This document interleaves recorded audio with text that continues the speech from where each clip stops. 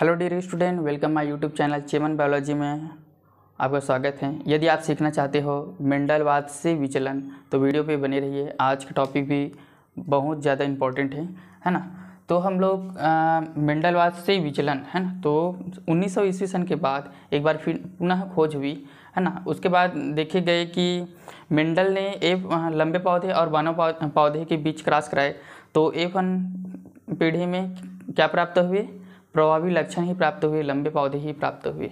लेकिन यहाँ पास अपूर्ण प्रभाविता में क्या देखेंगे कि इस नियम को फॉलो नहीं करता। 3:1 F2 पीढ़ी में 3:1 आना चाहिए है ना, तो यहाँ पास वो चीज़ नहीं आता, इसीलिए इसको क्या बोलते हैं?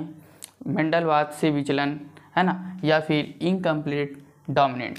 हम लोग क्रॉस कराते हैं। सबसे पहले इसमें देखा गया था कि इसमें मिराबिली जलापा, आप लोगों ने देखा होगा मिराबिली जलापा है ना, जिसको लाल गुलाल करके बोलते हैं है ना। तो उसमें ये देखा गया है, ठीक है।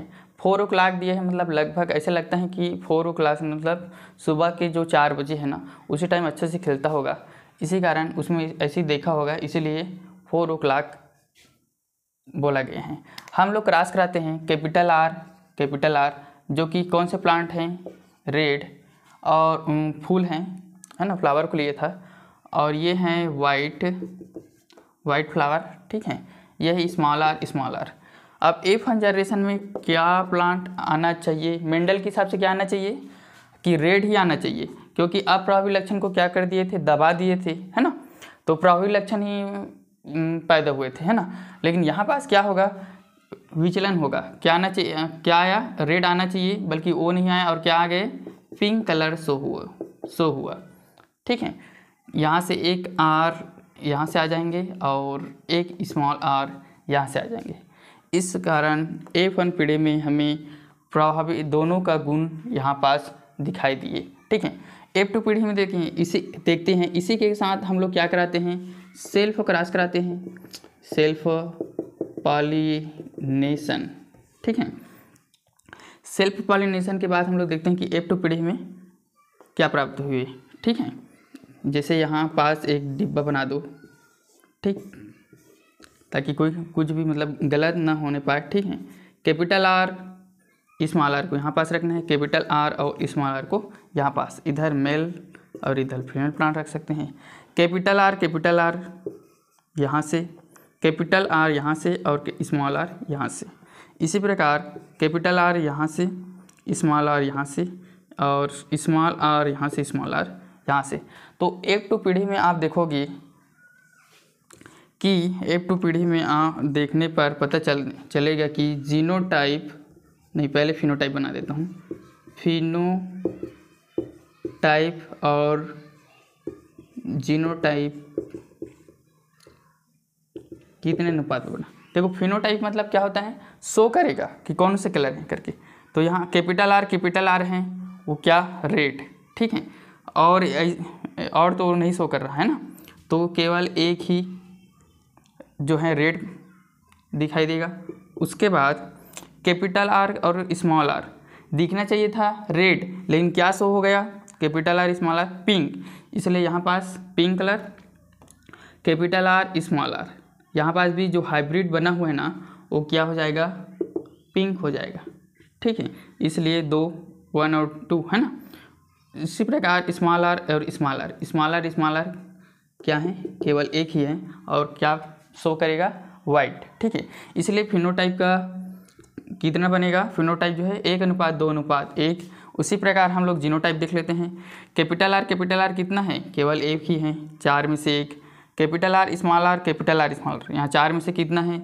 2 हैं जीनोटाइप जो हैं, और स्मॉल आर कितना है? 1। इस प्रकार इनकम्प्लीट डोमिनेंस का फिनोटाइप और जीनोटाइप रेशियो कितना होता है? 1:2:1, 1:2:1। इस प्रकार ये हुआ इनकम्प्लीट डोमिनेंस। इसी प्रकार हम लोग देखते हैं सप्रभाविता, ये भी मेंडलवाद का विचलन है।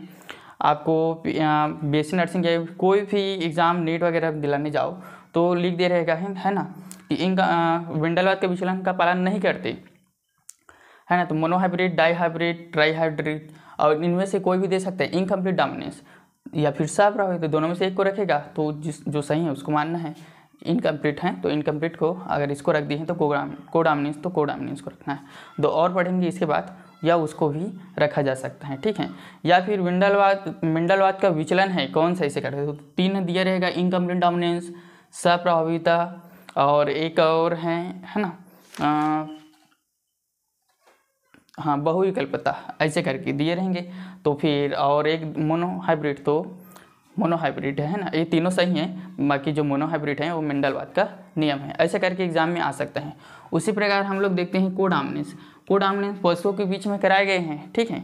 पशुओं के बीच में कराए तो उसमें कैपिटल आर और कैपिटल आर, स्मॉल आर।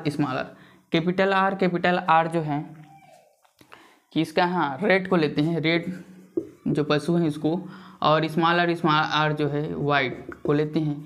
इन दोनों के बीच क्रॉस हुआ कैपिटल आर और स्मॉल आर, तो कौन से प्रजाति मतलब पैदा होना चाहिए, कौन उसके जो आने वाला संतान है क्या पैदा होना चाहिए, रेड होना चाहिए। लेकिन यहाँ पास रेड ना होकर क्या हो जाता है, रोएन मतलब चितकबरी कलर के जो पशु हैं वो पैदा हो जाते हैं, है ना।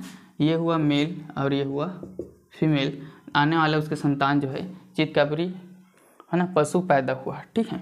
उसी प्रकार हम लोग देखते हैं इसको F1 पीढ़ी है ना, F2 पीढ़ी में क्या पैदा होगा, सेल्फ क्रॉस करा देते हैं, कैपिटल आर स्मॉल आर है ना, ऐसे डिब्बा बना के है ना, कैपिटल आर और small R, capital R small R, capital R small R और स्मॉल आर।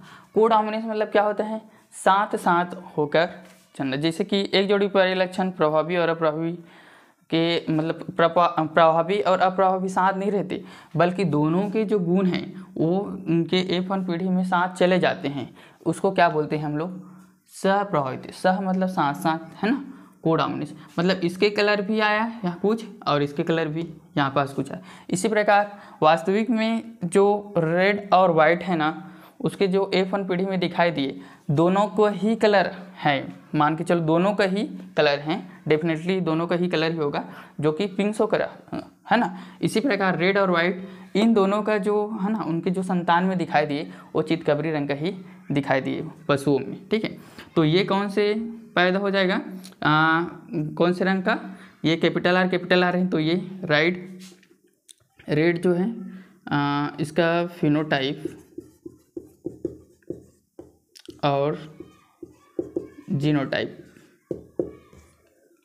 तो ये कौन से रंग का, हाँ केवल एक ही है, वो जो है रेड आ जाएगा। फिर हाइब्रिड है ना चितकबरा रंग का, और जो एक है स्मॉल आर और जो वाइट है ना, वाइट शो करेगा, ठीक है। इसी प्रकार जीनोटाइप भी 1, 2 और 1, इसको बोलते हैं सप्रभावी है ना। जीनोटाइप और फिनोटाइप का रेशियो कितना आएगा, 1:1, ठीक है। वीडियो अच्छी लगी हो तो शेयर करना है ना, सब्सक्राइब करना ना भूलिए। Thank you.